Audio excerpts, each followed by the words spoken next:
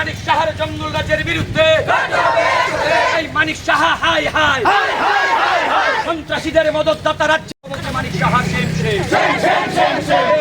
জঙ্গল রাজের বিরুদ্ধে বিজেপি সরকারের জঙ্গল রাজের বিরুদ্ধে বিজেপি সরকারের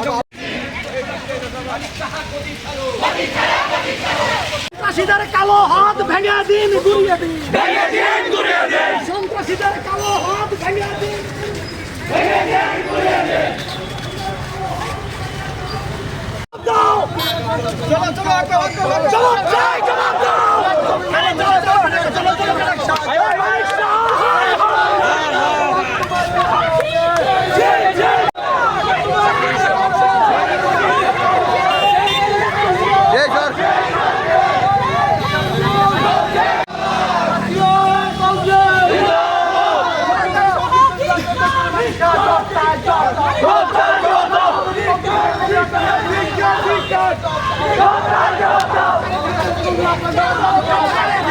high high Saha high high Saha high high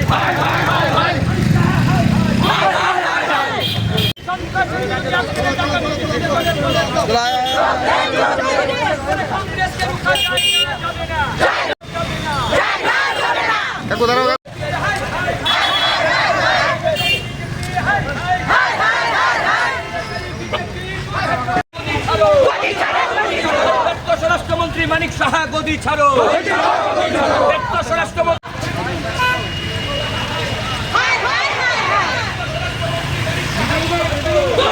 panchayat নির্বাচন ঘোষণা করা হয়েছে। এর আগে রাজ্যের মাননীয় মুখ্যমন্ত্রী বলেছিলেন 100% বিজেপিকে পঞ্চায়েতে জয়লাভ করতে হবে। তারপর থেকে গোটা রাজ্য জুড়ে একটা রাজনৈতিক পরিবেশ অস্থিরতা তৈরি করা হয়েছে। যেখানে যেখানে বিরোধী দলের প্রার্থীরা যাচ্ছেন সেখানে তাদেরকে আক্রমণ করা হচ্ছে, ব্লকে ঢুকতে দেওয়া হচ্ছে না, বিরোধী দলের প্রার্থী খুন হয়ে যাচ্ছেন। কিন্তু রাজ্যের পুলিশ প্রশাসন এবং নির্বাচন কমিশন নীরব দর্শকের ভূমিকা পালন করছেন।